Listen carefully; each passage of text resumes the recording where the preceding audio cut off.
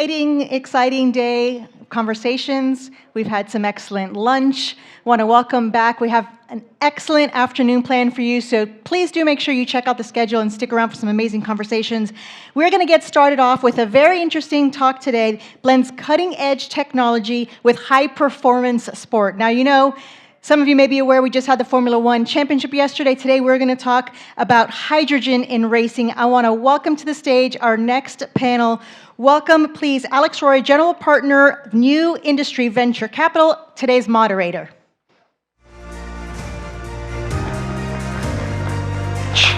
And I'd like to welcome my new friend, Ali Russell, the founder and CEO of Hydrogen E. Thanks so much. Great to meet you.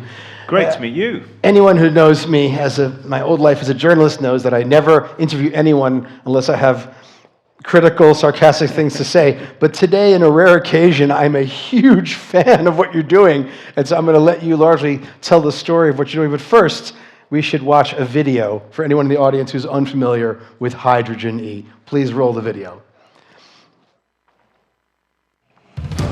The future has landed. This is the FIA Extreme H World Cup. Pretty wide, but can't get squeezed. Could you do a picture? That's the closest race we've had today. He's found more time. 3.28 KMS taken by the tiniest of margins. Molly Taylor coming back, could not be closer. Amanda Sorensen takes it for Team Start. 8 cars good to go down to turn 1. Backward off, roll on the outside. Another off. Jamil Motorsport win the first ever FIA Extreme H World Cup.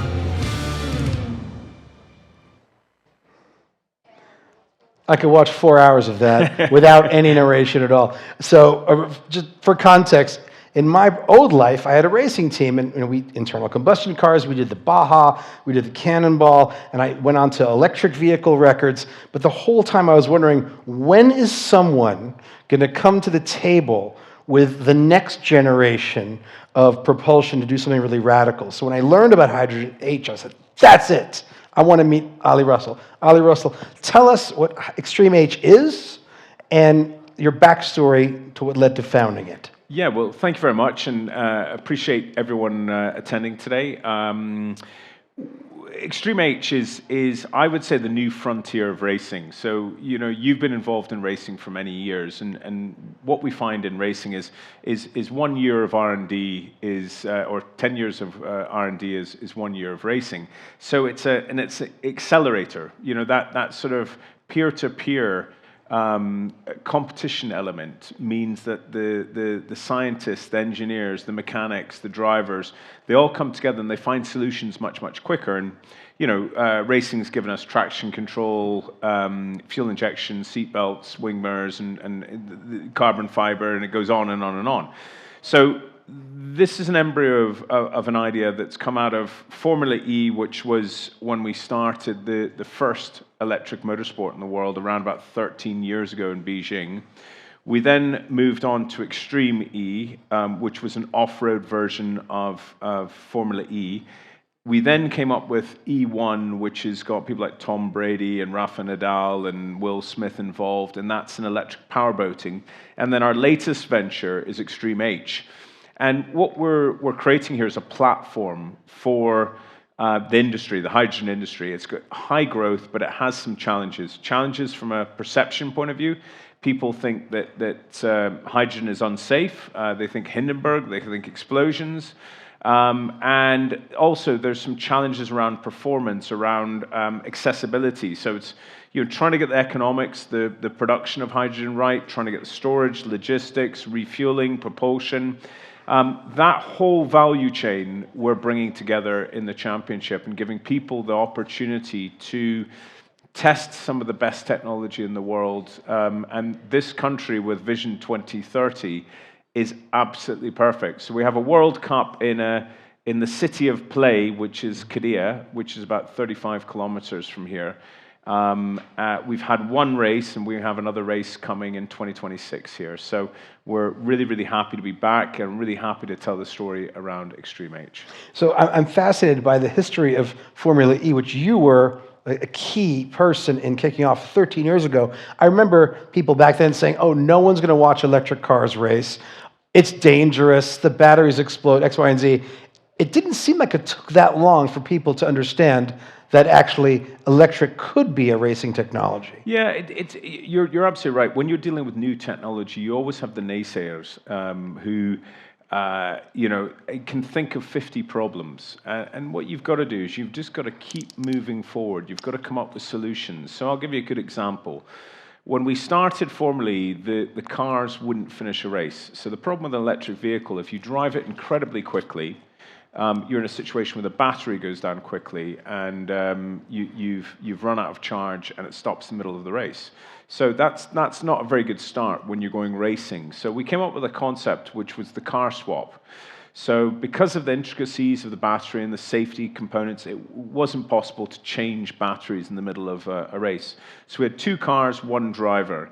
And in the middle of the race, the car would come in and presto, 1 driver would get out, drive off in the second car and finished. Now, less than ideal because we're talking about the benefits of electrification. And one of the aspects that I love about this story is that was an Achilles heel to the championship when it started. It wasn't good for manufacturers to say, go electric, you can't even finish a 45-minute race with 1 car. So in the period of 3 years, we were able to work with Lucid on the battery cell energy density and also regeneration, and that's using braking to regenerate the batteries. And the efficiencies went in season 1 from around about, let's say, 30% to 98 and 99%. So in what span of time? This is in 3 years. Okay. So Very quick. It's chicken and egg. And the reason I tell that story is because we have the same challenges in the hydrogen industry now. So not in range, but we have other challenges. Safety is a challenge. Infrastructure, fast refueling, showing the benefits through racing. And I think what makes me so proud is that I'm not just talking about what's been developed in Formula One, but things that have been developed by our organization have had positive experiences for you and I now. I mean, the other one is Jaguar, who came up with a software upgrade in terms of managing the cooling in the battery. And what they were able to do was to improve performance, but also improve range by around about 20% for all of their E-Paces. And what that meant was you didn't even need to bring your car back to the dealership. They changed it all, through the cloud, and you had 20% more range in your car. So we know that racing is bloody good at finding solutions and finding solutions that are good for your business.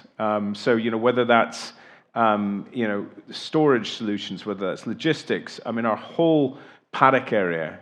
We were bringing green methanol from NEOM all over the world, reforming that on-site electrolyzer, creating the energy that we'd then go racing with. And all we've done is we've connected on the propulsion element of this. And we're going racing with fuel cells first, but we're more than happy to have other technologies involved like combustion engine. I'm guessing that the rate of improvement for hydrogen will be much greater than the rate of improvement has been for electric, which itself was much greater than perceived to be 13 years ago. Am I correct? Yes. Yeah.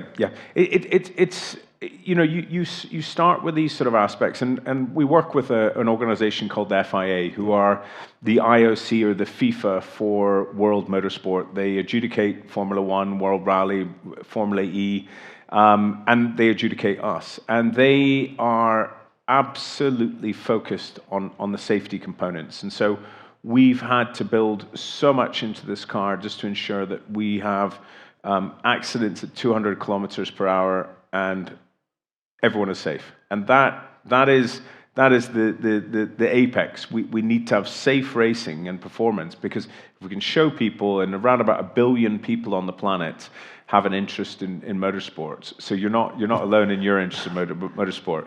What we can do is break down some of those barriers and get people really excited about the potential of hydrogen and accelerating that sort of growth and development. So one of the notes I got from your staff was, ask Mr. Russell about Pioneer 25 But don't ask before you get on stage because, Alex, you're going to like it. What is it? So the Pioneer 25 is the SUV that we race. So all teams have the exact same car. It's about 2.2 tons. It's 400 kilowatts. It's a beast of a car. And it goes pretty much over everything, as you could see in the style of racing. It's really phenomenal in terms of what we've been able to create. And all the cars are the same. So what you have is you have parity. The cars are driven by men and women. So each team has one car, two drivers. First 2 laps are done by the driver A and second 2 laps by driver B. So we have complete equality in the racing. But we use a Symbio fuel cell into a battery and into an electric drivetrain. So what we've got is completely sustainable, zero-emission racing that goes on, and it's amazing when this technology works in the middle of nowhere. And we've had it up in Greenland. I think we're the only sport to have an event in Greenland. There's no people, so that's more extreme than Formula Off-Road, which yes, itself is pretty crazy. And this is all off-road racing. Yeah, all off-road racing, but off-road racing for us makes it accessible. You don't need to build a $2 billion Formula One track. We can race anywhere. So you were saying you're from Scottsdale, Arizona. we could easily race there, and we would find an environment to race in. And again, the racing is short-form racing. So what we've found through Formula E is the reason it's the second most followed motorsport is because it's short-form. People don't have the time to watch the marathon. They have the time to watch the 100 meters. We are the 100 meters. And the reason we're the 100 meters is because we want to get the TikTok and Snapchat generation. And when you have a country like Saudi Arabia with 70% of the population under the age of 35. Who like cars. Who like cars. And they love racing. Who all go out into the desert and race. This is a great sport to be bringing to the kingdom. All right, so you just had this Hydrogen Extreme World Cup. Tell us about that and explain how you generated power on location. Yeah, so we worked with Gulf Cryo. We had an electrolyzer on site. We worked with green hydrogen, and we effectively ran all of our site power. 100% of our site power was through hydrogen. And I think that's a big step forward. We had backup generators which were for biofuels, but ultimately we were able to do everything on hydrogen. When you think about the TV broadcasting, you look at hospitality, you look at the cars themselves, the garages, the race control, all of it was powered using zero emissions technology. And I think it's one thing saying that, and if we can do it in the middle of nowhere, then Wembley can do it. The World Cup that's going to happen later next year in the United States. All of that can be done with sustainable solutions. We've proved that sustainable solutions do work, and they don't necessarily have to be more expensive. There is an economical aspect to this which is important. And what we've shown is that the technology works. It works in extreme conditions. But also, it is consistent. And in racing, you need that consistency. We can't sort of say, to the live TV windows across 190 countries, you can't say, oh, I'm sorry, we've had a power cut, and we're going to be out for half an hour. You have to have a consistent supply of power and work through that. Now, but the brand is Extreme H, right? Extreme H. I keep calling it Formula H because it seems so obvious to me that for the evolution of racing is Formula One, Formula E, and eventually Formula H. And that's the plan. Yes. Well, who knows where this journey will take us? I mean, at this moment in time, it's chicken and egg. You've got to get started. And I think our previous projects say you start somewhere and you evolve and you develop and you move forward. And we've certainly started. We've got proof of concept. It exists. No one else is doing hydrogen racing anywhere in the world.